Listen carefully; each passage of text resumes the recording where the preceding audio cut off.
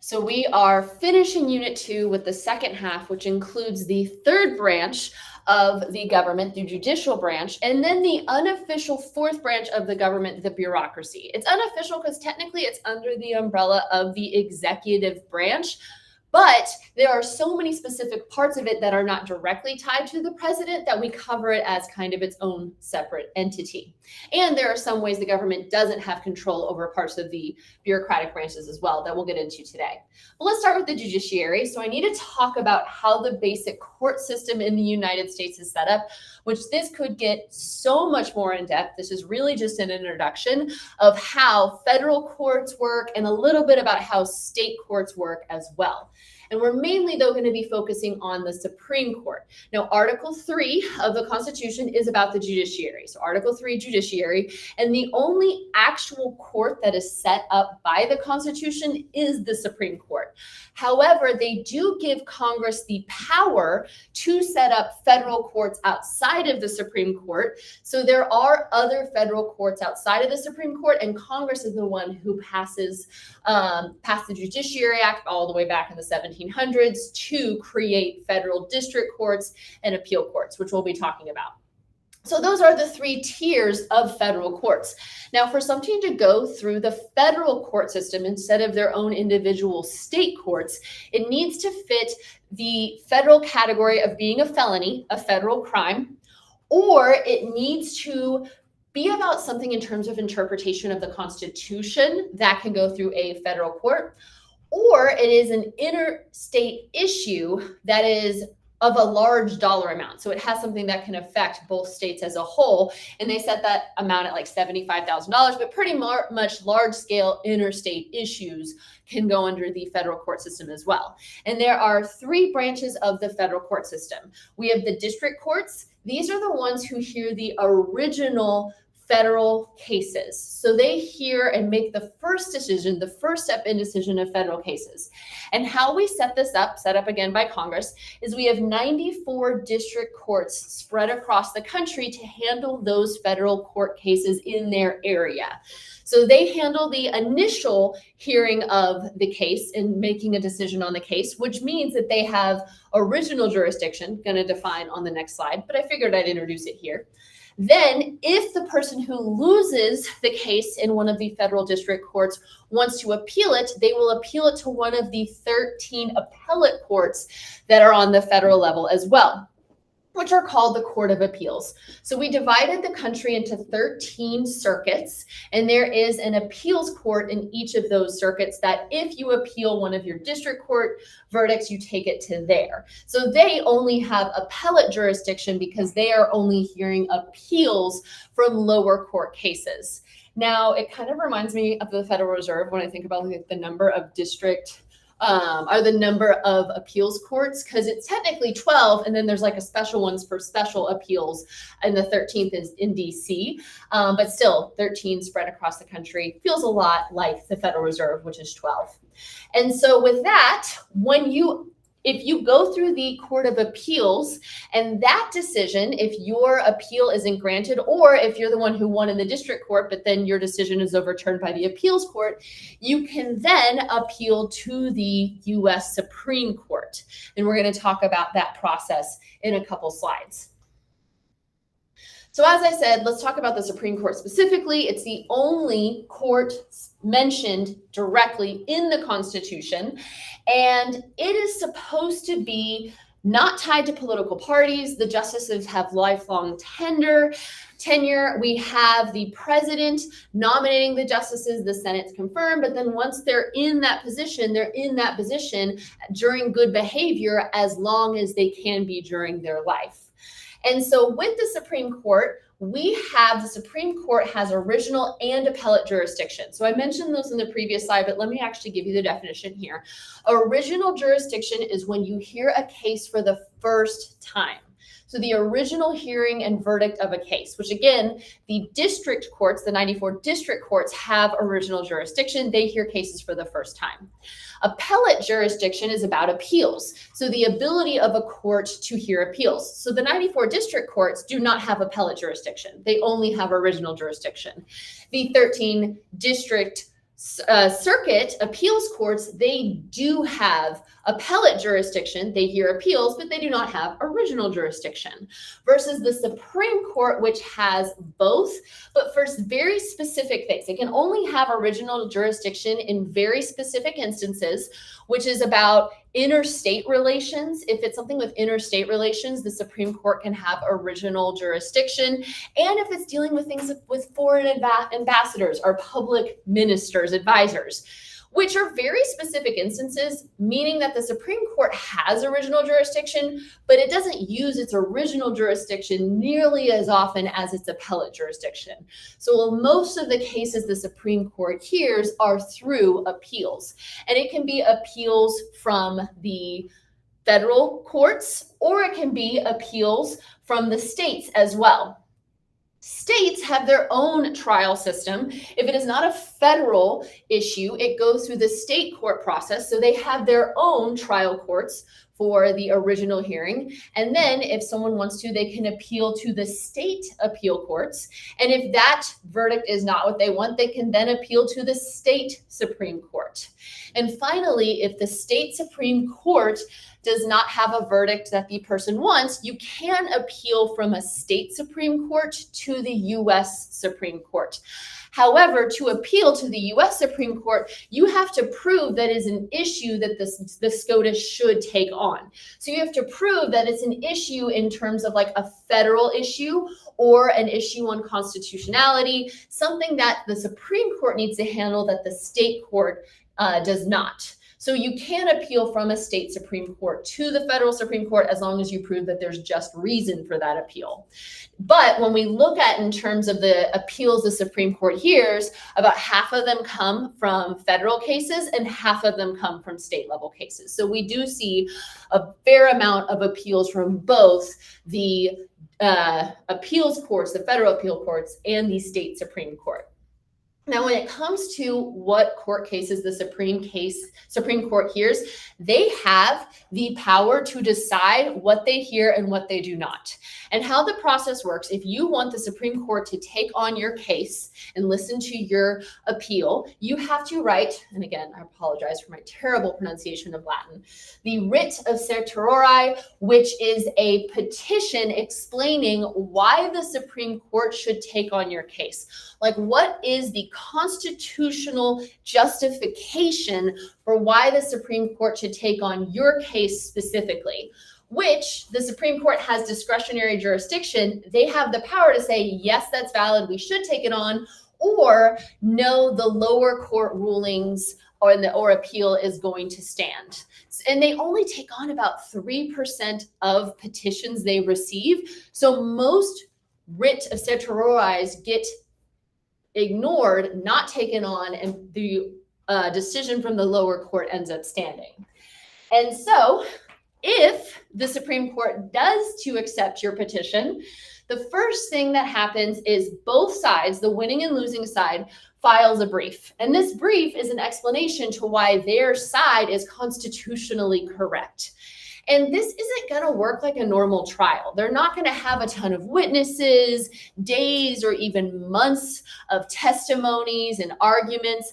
They look at the evidence from the original hearing and the appeals hearing of this decision and use the evidence from the prior trials to make their decision for the most part. The arguments they do here are really only supposed to be like 30-minute discussions even with the lawyers of the two sides. And really it's a chance for the Supreme Court justices to ask questions from the briefs on things that they're confused about or they think might need interpretation. And so usually it's about 30 minutes of oral arguments in front of the Supreme Court, but it's not a normal full-length trial because again, this is just an appeal of an appeal. So this is just, they already have all the evidence they need from the previous trials. Another type of brief that they can use to help them with their evidence is the amicus curiae briefs, which amicus is one, AMI is a root word for friend in a lot of languages. So it's a good way to think of it, friend. This is when friends of the court file briefs to the Supreme Court to express their expertise or opinion on the case the Supreme Court is taking on. So the two lawyers file briefs, and then anyone friends of the court can also file briefs that they have to use as well when they're taking into consideration the case. A lot of times, if it was a case on a medical issue, groups like the American Medical Association will write amicus curiae briefs to offer their expertise on the issue to help the Supreme Court. So a lot of times it's ways for them to get additional evidence outside of the lawyers who are writing the main briefs. Now, after they have their, argument phase where they have the short answering of questions, then the Supreme Court goes off on their own outside of public view and decides what the verdict is going to be. The final Supreme Court verdict is going to be on this issue. And to have that, they have to have a majority opinion where there are 9 justices. So 5 of the 9 have to be on board for there to be a majority opinion. And once there's a majority opinion, one of the justices is assigned to write out what the majority opinion is, which is the verdict and the explanation of why and where it fits into the constitutionality and whether it's constitutional or unconstitutional. So they write out the majority opinion to explain their reasoning behind their verdict. Now, if someone who voted against the majority opinion wants their reasoning known, they can write a dissenting opinion where they write exactly why they voted against the majority and their explanations. So they can also express why they didn't vote with the majority. Limitations of the Supreme Court.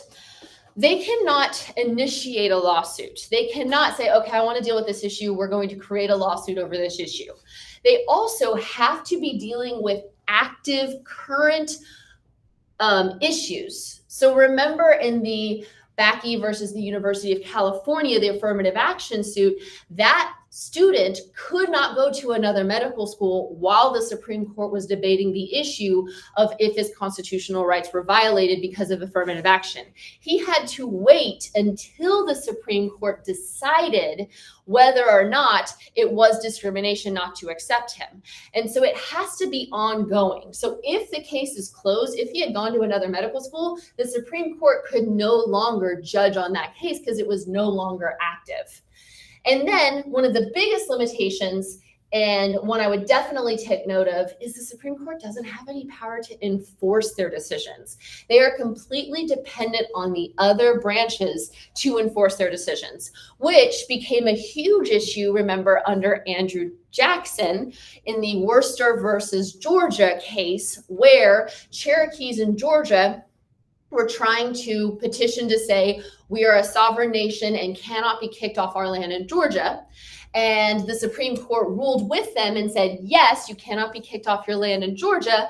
But then it was up to actually, Congress and the president to enforce this. And Andrew Jackson, who had pushed through the Indian Removal Act and was trying to remove Native Americans out to reservations, was like, yeah, Supreme Court, it's all fine that you put into place this verdict, but I am going to continue with the Indian Removal Act. And what are you going to do about it? You have no troops to stop me. You have no troops to help keep the Cherokees in Georgia. You have no power of enforcement.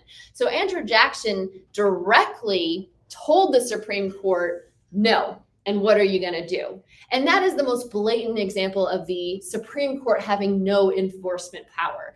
Usually they do work with Congress and the president for enforcement, but sometimes also Congress can, like we saw with the US versus Lopez, they can just rewrite a law so that it no longer violates what the Supreme Court decided. Or Congress can they can have a constitutional amendment. They can write and have it passed and ratified, like the 13th Amendment. The 13th Amendment, which abolished slavery, that overturned the Dred Scott decision, which said that constitutionally slavery was legal in any territory in the United States because slavery was property. But the 13th Amendment changed the Constitution to now where it clearly defined slavery as illegal. So Dred Scott, a Supreme Court decision, no longer applied because of a constitutional amendment. And we know, I've mentioned this in yesterday's lecture, the president is the one who decides Supreme Court justice nominations, and the Senate confirms it. And And I think that's, oh yeah, and Congress, the one I haven't mentioned. Congress decides the federal courts. They decide the 94 district courts and what happens in the appellate courts, and the 13 appellate courts, the federal courts. So if Congress doesn't want the Supreme Court to weigh in on an issue, they could change the lower courts, which in effect would prevent issues from coming up all the way to the Supreme Courts. So since Congress has authority over the lower courts, that also is an oversight if they want to change what the Supreme Court even has the option of hearing. With the Supreme Court, we look at the justices' ideology in terms of activism versus restraint, which these go with the idea of precedent. Precedent is a very important judicial term where Supreme Court justices and lower court justices make a lot of their decisions based on previous rulings. And this idea of, okay, I'm going to stand by the decision of a previous ruling, which is stare decisis, applies to I'm going to follow the precedent set by my predecessors, previous judges. And a lot of Supreme Court decisions are based on what has been ruled about this topic in the past. Now, in terms of following precedent or overturning precedent, separates judicial restraint and judicial activism. Judicial restraint is the belief that Supreme Court justices should only interpret the Constitution explicitly and not express any individual opinions or opinions outside the Constitution of a justice. So they want to stick to the Constitution and stick with precedent. Versus judicial activism has more of a loose interpretation of the Constitution, and they want to change they see it as a living document that changes as society changes. And so when something comes up in society that overturns a precedent, it is okay to overturn that precedent. So Brown versus the Board of Education overturning Plessy versus Ferguson is an excellent example of judicial activism. They overturned something that 100 years later did not apply to the current society anymore. So that was brief of the judicial system. Now I'm going to talk about the bureaucracy, which bureaucracy in the federal bureaucracy are all of the government agencies that are there to implement laws. Because remember, the role of the executive branch is to execute the laws, but the president can't execute all the laws himself. The president needs agencies focused in the areas of the law to actually be the ones rolling out the law, making rules, which they have rulemaking authority in the bureaucratic agencies, and then overseeing how the law goes into effect and making sure it's done and followed through with correctly. So the bureaucracy and the agencies within the bureaucracy follow with this idea of executing the laws. They're the kind of practical implementation of the laws, which they're broken into different categories. You know, we have the 15 cabinet positions that the president directly nominates when they come into office, and they're supposed to work very closely with the president. And so the president has power over not just appointing, now the Senate has to confirm, but also removing cabinet members from office, because this is the group that works directly with the president and they need to get along well for the cabinet to run smoothly. And the cabinet handles the broad major areas of the country like Secretary of State, Secretary of Defense. So they are a part of overseeing the minor bureaucratic agencies that are within their umbrella term. So they are the most powerful part of the bureaucracy. I mean, of course, the president is the head, but in the bureaucratic part sections, they're the most important part. Government corporations are another type of bureaucratic agency, which this is when the government is participating in the free market system, which I guess that kind of takes away from the name free market. But when the government is operating like a business, now this usually they are set up to run like a private company and they do generate revenue, but it is to fill a need that is seen in society.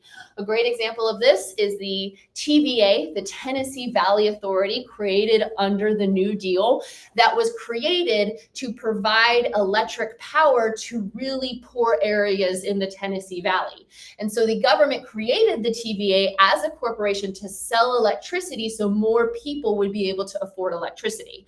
And it's still around today as a government corporation as well. So it's a government business participating alongside private businesses to fill a need that is seen in that area. Now, the president does have authority of appointment of all bureaucratic agencies with the confirmation of the Senate, but the president doesn't have complete control all over every single agency. And we're going to talk about that with independent agencies. So independent agencies are set up underneath the umbrella of the federal bureaucracy, but they're either independent in terms of they're focused on a specific area, and they're more self-sufficient and handle that area independently, like NASA. So underneath the government umbrella, but really does a lot of its operations independently of the president.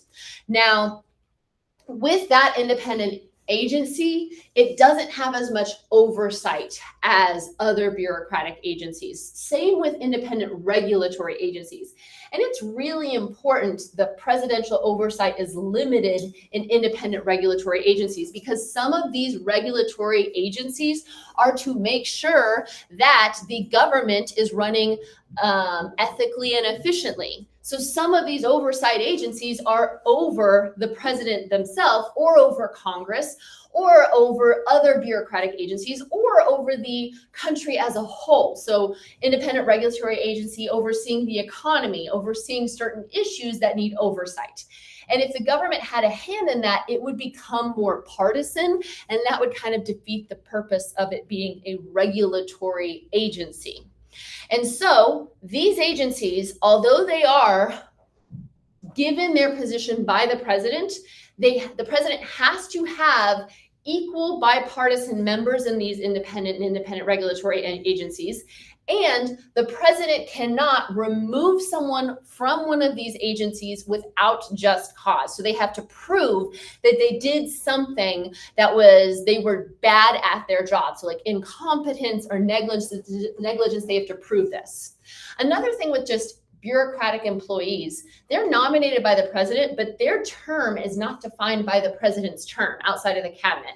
Their term may be 4 years that start halfway through a president's term, like the chairman of the Federal Reserve. That is a 4-year term, but it starts like halfway through the presidential term. So, you know, Jerome Powell was put into place halfway through Trump's presidency and then reconfirmed halfway through Biden's presidency. So a lot of bureaucratic jobs last between multiple presidents of multiple political parties. So they're not all supposed to be partisan positions. They're supposed to be organizations, yes, nominated by the president, but supposed to span beyond presidential and partisan lines. Okay, College Board wants you to know these specific bureaucratic agencies. Luckily, they're really easy because the name of them tells you what they do. You know, Department of Homeland Security is the bureaucratic agency overseeing Homeland Security, you know, domestic defense, created after 9/11 when we felt we needed a larger bureaucratic agency to oversee the domestic terrorist issues. Department of Transportation, Department of Veteran Affairs, Department of Education, and EPA, the Environmental Protection Agency, Federal Elections Commissions, which we know oversees election and campaign financing because they were one of the ones in the United Citizens versus the FEC. They were one of the ones in the required Supreme Court case. And the Securities Exchange Commission, which was created during the New Deal to oversee the finance sector to make sure we don't have another stock market crash and banking failure. In terms of checks on the bureaucracy, they have a lot of checks from Congress because their funding comes from Congress. So how much money an agency gets is directly determined by Congress. They can increase funding to an agency that they feel like is implementing their laws in a way that they want. They can decrease funding, and they can completely get rid of their funding, which essentially ends that bureaucratic agency if they have no funding to exist anymore. Also, Congress can have bureaucratic agents come and testify to show how they are rolling out their law, how Congress wanted it to be done. So bureaucrats have to come and testify before Congress to prove that they are doing due diligence to the law that Congress passed. And the president not only appoints, also has the power of executive orders, which can change the authority of bureaucratic agencies. And of course, judicial oversight is always judicial review. So we only have one Supreme Court case and one foundational document. However, the Supreme Court case is Marbury versus Madison. I decided this is my least favorite Supreme Court case because it's just so complicated. I mean, it established the Supreme Court's power of judicial review. And that is so important that many say this is the most important Supreme Court case in government. But the actual specifics of the case are so complicated. You have to get into so much detail just to tell the story. But it is a required Supreme Court case, so I am going to tell the story. So this goes all the way back to the election of 1800, which remember was against Democratic Republican Jefferson and Federalist Adams. Jefferson won, but on Adams' way out of office during his lame duck time, Adams decided to, through the Judiciary Act that was created, appoint several new Federalist judges. So that way there would still be some Federalists in power before he handed it off to the Democratic Republicans. He did all of this exactly through the due process that he was supposed to. But in the last moment, his Secretary of State, John Marshall, which is the Supreme Court Chief Justice during this case, forgot to deliver some of those commissions to the judges. And when Jefferson and his Secretary of State, Madison, took over, they found these undelivered commissions and were like, ooh, what if we just didn't deliver them? Then we would have less Federalist they're not Supreme Court justices. They were justices of the peace. They were lower federal judges, but then we would have less Federalist judges. And, what are they going to do about it? Marbury was one of the judges that was supposed to receive their commission that Marshall forgot to deliver and Madison refused to give. So Marbury sued and went straight to the Supreme Court and said that the Supreme Court needed to deal with this issue through their original jurisdiction because the Judiciary Act that gave Congress the power to create these judge positions also gave the Supreme Court the power of writ of mandamus, which the writ of mandamus gave the Supreme Court the power to force the government, in this case, Congress, to perform a legally required duty. So Marbury's like, listen, because of writ of mandamus, Supreme Court, you can enforce Madison giving me my commission. And they're like, I got a solid case, dropping the mic and walking out. John Marshall, who is now the Chief Justice of the Supreme Court, agreed with Marbury that he should have gotten his commission. It was wrong for Madison to withhold his commission. He also agreed that using the writ of mandamus as his, fundamental argument, his constitutional argument, was also the correct path for Marbury to use. So Marbury's like, I've got this in the bag. But then John Marshall flips the script by saying that the writ of mandamus part of the Judiciary Act itself was unconstitutional. That there is nothing in the Constitution giving the Supreme Court the power to force Congress to perform a legal duty. There's nothing in the Constitution that gives the Supreme Court that power. So the writ of mandamus itself was unconstitutional, meaning that on a technicality, Marbury would never receive his commission and Madison would move forward. They would move forward with their time as Secretary of State and President without having to deliver those commissions. Now, this goes into original versus appellate jurisdiction. And since I went over that earlier and it ties to this case, I'm going to explain how. So remember, Marbury was like, because of the writ of mandamus, the Supreme Court has original jurisdiction to hear this case first, instead of hearing it through appeals. But through this decision, the John Marshall, the Supreme Court, said that actually that's not what original jurisdiction in the Supreme Court is. We only have original jurisdiction if it's interaction between states or if it's interaction with foreign ambassadors. Marbury, your case is neither of those things. So it does not fit into the Supreme Court's original jurisdiction. So we constitutionally cannot address the issue at hand.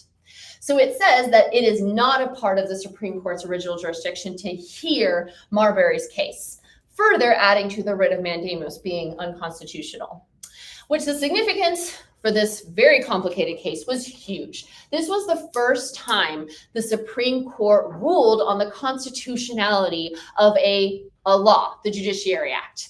And by declaring this part of the Judiciary Act null and void, by declaring it unconstitutional, it is expressing a power of the Supreme Court of judicial review of overturning laws that are passed, which is a huge increase in power from not just determining constitutionality, but using that constitutionality to overrule a congressional law, which then became a Supreme Court power that existed for the rest of the time of the Supreme Court to the present.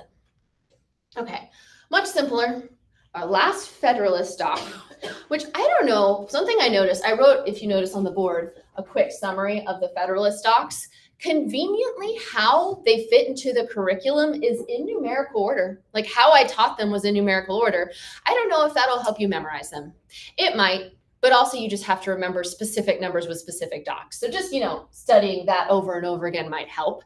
But our last Federalist document is Federalist 78, and this covers the judiciary. This is Hamilton's argument for why justices should have lifelong tenure as long as they, are good. They have good behavior. He argues that they need lifelong tenure because that makes them more educated justices, because they will have ruled on issues in the past. They will understand the precedent. They will have the education and experience to be the best person for this job to rule in constitutionality. Also, they should have lifelong tenure because that will separate them from political parties. If they're in there, regardless of who is in president, what political party they're a part of, they will have less and less ties to partisanship as they make decisions in the Supreme Court. So lifelong tenure will help separate them from partisan and political parties. And finally, this tool of judicial review is going to be the main tool of the Supreme Court. And the Supreme Court will never be the most powerful branch. Hamilton argues it's actually like the least powerful. It's the least dangerous. And that's because, which we saw with Andrew Jackson, they have no power of enforcement. They don't have the power of the purse. They have no money. That's Congress. And also, they don't have any power over the armed forces. That's Congress and the president. So because they have no power over money or military, they will never be the most powerful branch of the Supreme Court. So giving them lifelong tenure is not a threat to one branch becoming more powerful than the rest. And that is the end of Unit 2.